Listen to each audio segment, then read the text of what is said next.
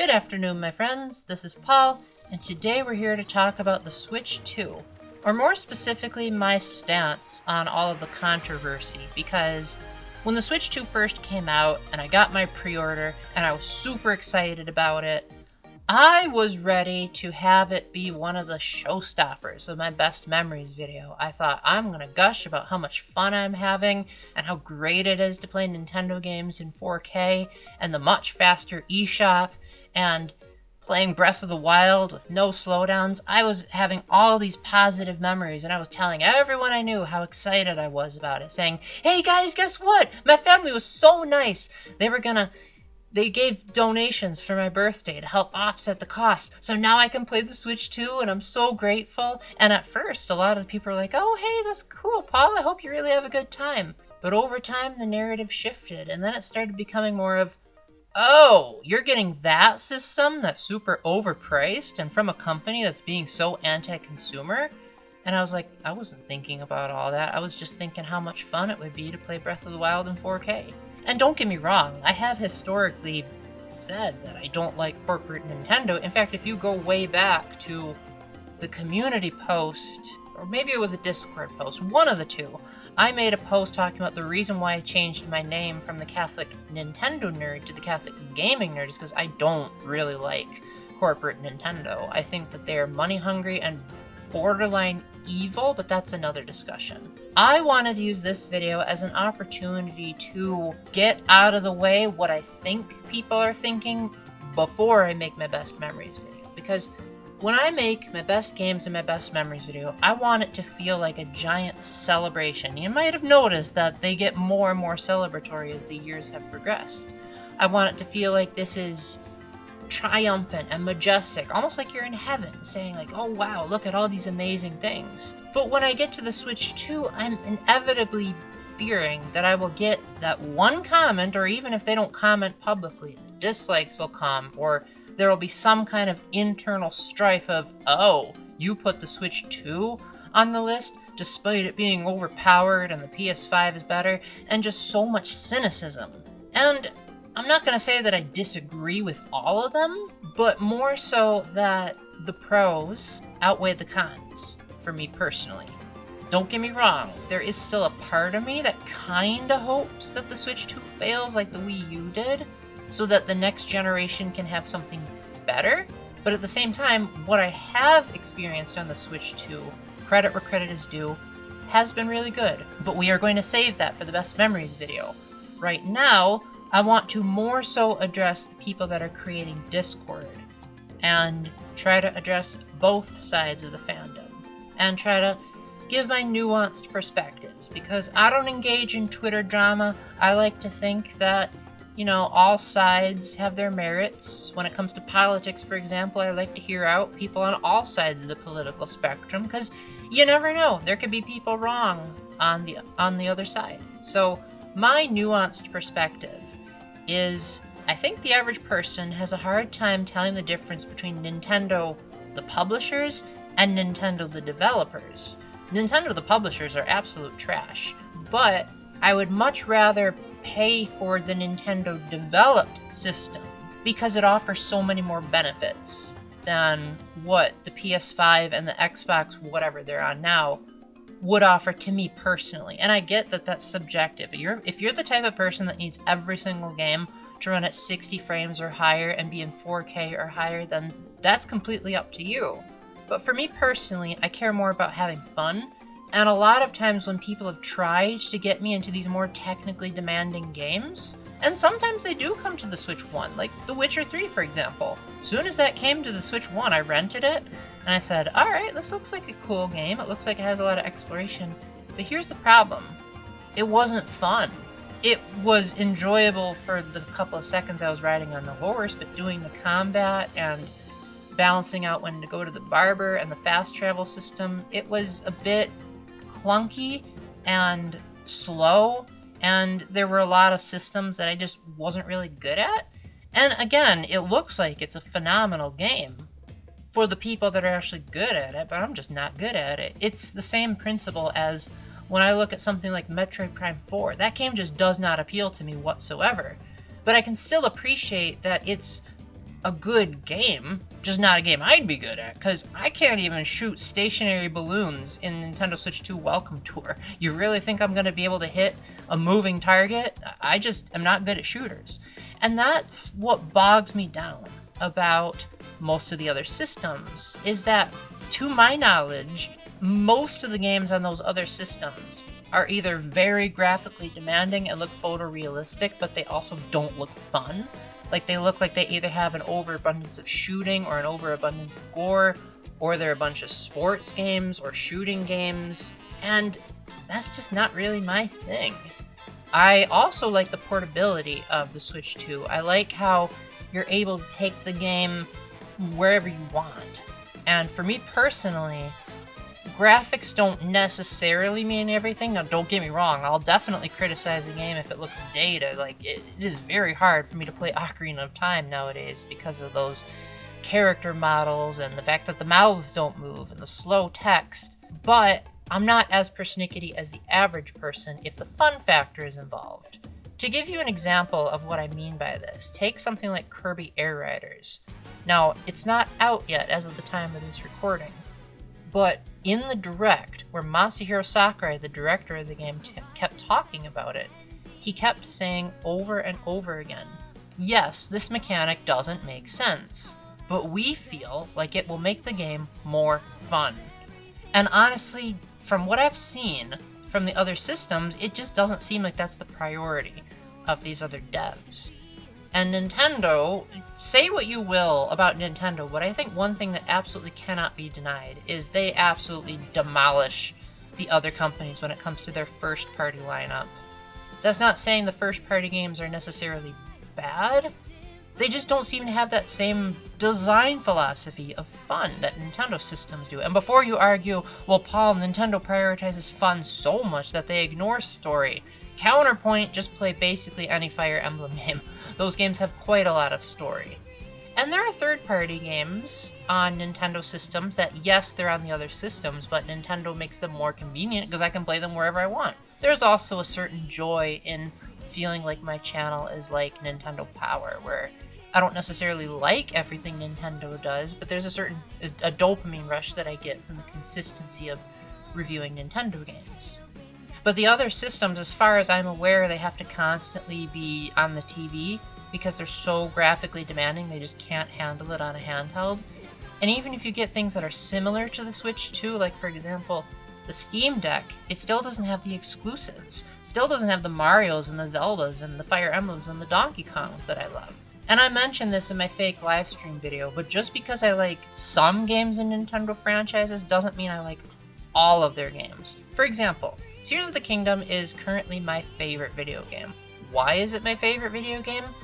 Because it's the game I have the most fun with. Put simply, I like the thrill of being able to glide from a high place and make my way down to a lower place strategically. I love being able to exploit the game's physics and environmental systems to say like, oh, there's fire. Fire creates an updraft that helps me glide more. Oh good, I exploited real-world physics in a slightly unrealistic engine for the sake of making it more fun. I like the music, I love the sense of exploration, I love the freedom. Just there's so many more things that I love than any other game. But the very next year after Tears of the Kingdom came out, Zelda made another game called Echoes of Wisdom. And I could not stand that game, despite that it was trying to appeal to the people that liked Tears of the Kingdom. You could really tell that they were like, okay, Tears of the Kingdom did this, so we have to accommodate it in 2D.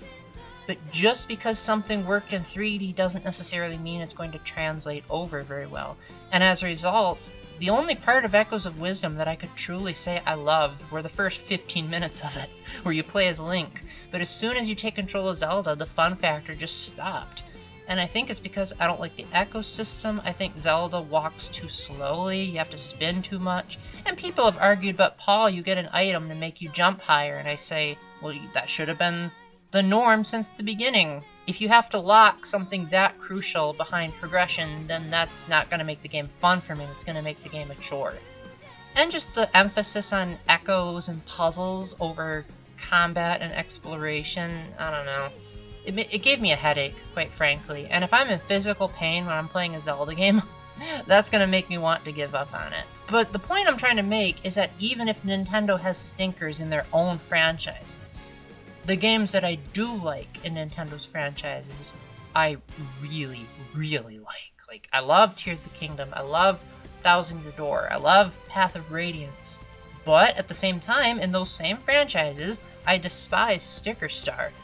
Scarlet and Violet are basically the equivalent of Hell on Earth. I haven't even played those games. And then you've got, on the Fire Emblem spectrum, Fire Emblem Shadow Dragon is pretty awful. That Shadow Dragon port that they did on Switch 1, where it was like the original game, but with like fast saves and in English, that was abysmal. So yes, I do have some mixed opinions on Nintendo's franchises, but I would rather have the system that can have those franchises than the other systems, because their first-party games just don't appeal to me as much. They look like the kind of games that I'd say, okay, I can respect the artistry of, like, okay, that must have taken a long time to animate that scene or to compose the beautiful music, but it's not fun enough. I want to be able to enjoy myself, and I want my preferences in games to be accommodated. That's why the Switch 2 just accommodates them the most. So now let's talk about the more common issues, and that's the price. I've been complaining about prices in Nintendo games ever since the Wii U. I don't know what you guys are talking about. I was saying that those games are pretty overpriced as well. I think it's just cool to hate on the prices of the Switch 1 and the Switch 2 because the Wii U wasn't a very popular system. And so people weren't complaining about the prices very much because people weren't buying the Wii U to begin with. But with the Switch 1, since it was so popular, it was more prone to criticism because more people were playing it.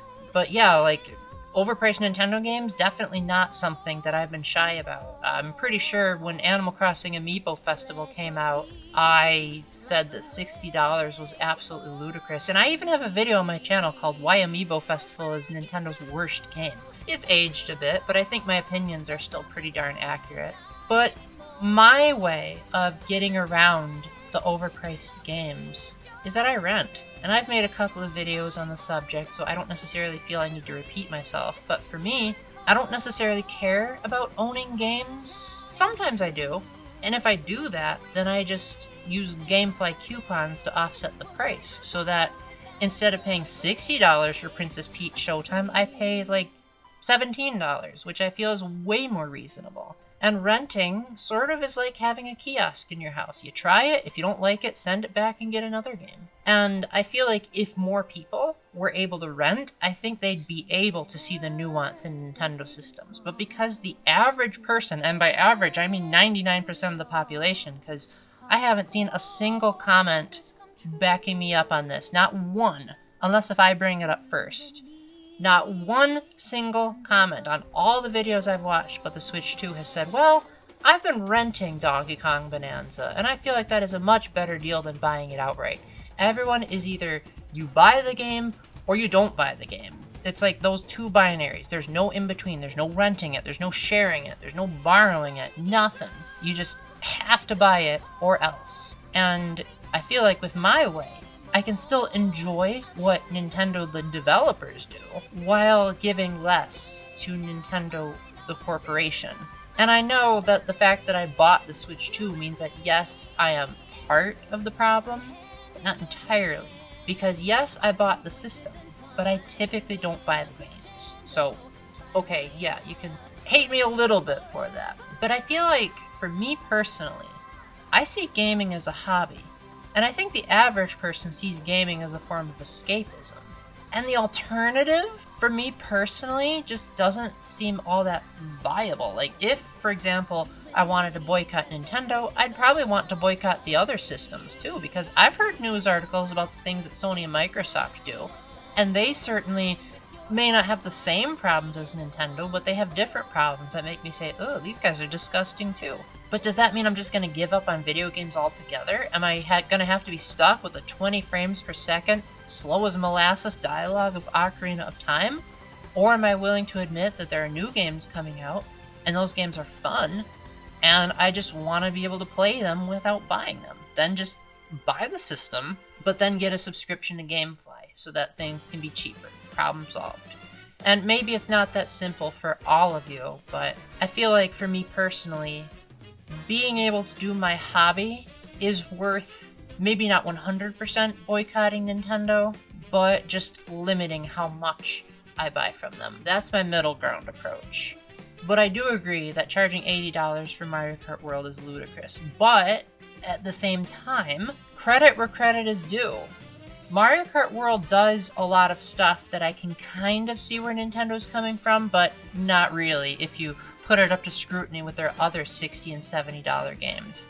You could argue, well, there's over 200 music tracks, and pretty much all of them are performed live with real instruments, and a lot of them are these really high-quality songs. Okay, but Super Smash Bros. Ultimate has 1,068 songs, and that was on Switch 1, and that only cost $60, and that's only the songs, mind you. You could say, well, Mario Kart has over 200 intermissions, but are the intermissions good? But the point that I think Nintendo is trying to make is, look at the quantity of what we're making. The fans, on the other hand, are saying, you may have made a lot of quantity, but it's not quality. And I think fans would much rather pay $60 for Super Smash Bros. Ultimate than $80 for a game that has significantly less songs and significantly less courses. Super Smash Bros. Ultimate in its base game has like 102 stages. This game only has 30 tracks. I think the fact that most of the stages are pretty darn good, and even the ones that aren't, you can just play on Battlefield or Final Destination, and with the much better music and the fact that it has an actual story mode, really makes Nintendo's whole "we'll show you why it's worth $80." This just doesn't make a lick of sense. Why is Mario Strikers Battle League $60 and also Super Smash Bros. Ultimate? Those games are night and day comparisons in terms of the price. But Mario Kart World is also a really fun game. It's not perfect by any means. I'm still undecided if I like it better than 8 Deluxe, but I do think that if they were going to charge $80, I would have wanted some kind of twist on the open world to make it worth it. Something like a story mode, or maybe an alternate world, or an alternate dimension, or something to really make it feel like, oh, okay, this is why you're charging more money. Maybe have more hyper-realistic graphics, or be like, the Switch 2 can do this at 120 frames per second. 4K, better than 4K. We advertised we could only go up to 4K, but we're going to break it just for this game. That's the kind of thing I would expect for $80. And Nintendo just didn't deliver. If anything, this has to be one of the worst open world games I've ever played. Because at least with something like Breath of the Wild and Tears of the Kingdom, you're constantly upgrading when you're exploring the world. Like, every shrine you get is progress toward another heart or another stamina wheel. If you're a reasonable person and don't try to get every Korok seed, those are progress towards giving you more inventory space. And even if you're not trying to do progress, it's just simply fun to move around. Mario Kart World, yes, you could argue it's fun to drive a car, but I think it's more fun to drive a paraglider, me personally. I don't know, maybe you're different.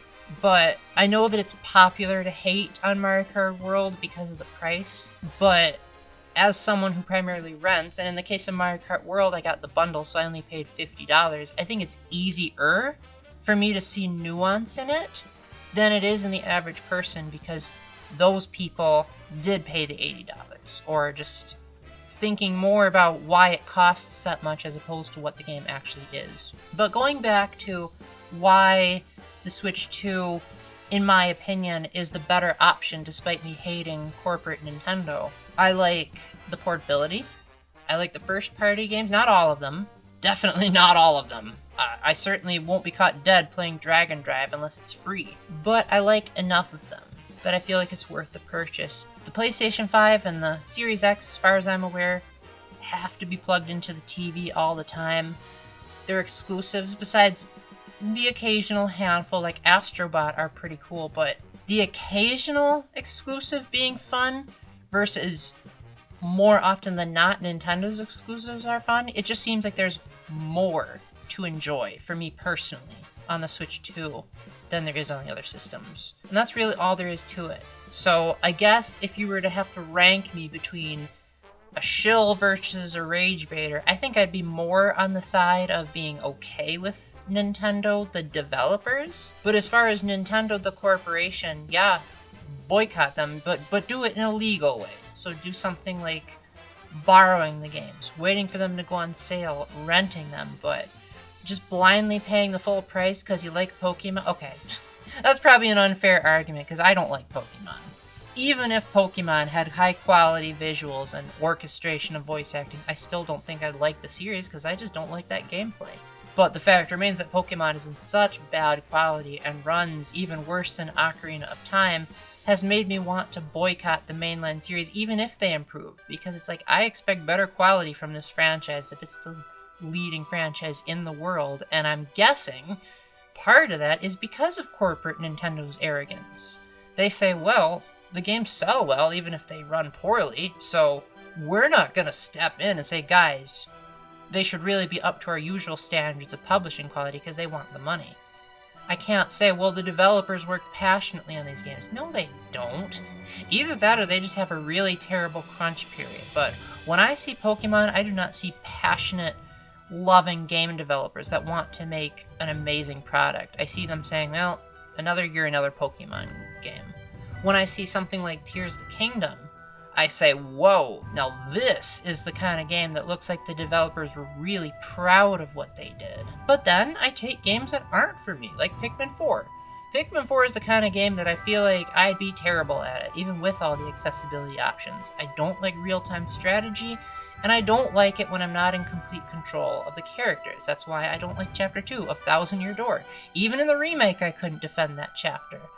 But I can still look at Pikmin 4 and say, I can tell that there was passion. I could tell that there was love put into it. Even if it's not for me, it feels like it's the kind of game that for the fans that like it, it's a good product. But when I look at Pokemon, I don't see any of that. I just see it as we want money, and that's it. And when I look at the games on the other systems, I see a lot of emphasis put into the cinematography and the graphics and the photorealism, but I don't see the fun. And that's why I stick with Nintendo despite not liking the corporation. And I think that the fun that I have had on the Switch 2 this year is enough to warrant it being on my best memories list. So with that, now's your chance to go into the comment section and get out all of your Paul is a grifter, Paul is a bootlicker, Paul is a shill, do all those comments, or give a nuanced comment. We don't get enough of those on YouTube, and especially not on Twitter. I'm not on Twitter anymore, so thankfully I don't witness it firsthand, but I would love it if you guys could start a conversation in the comments. Tell me what you think about the Switch 2, and if you were actually paying attention to my nuance, you're like, oh, okay, I can appreciate that Paul is somewhere in the middle. And just what games are you excited about for the Switch 2? What games do you already have? I want to start a discussion. Like I've said before, I've met some of my best friends in the comment section and even went to go meet one of them. So you could be the next one too if you're lucky. So with that, I think I'm going to end it here. I hope you all have a wonderful day. And until the next time, remember to keep the faith, stay epic, and God bless. Bye!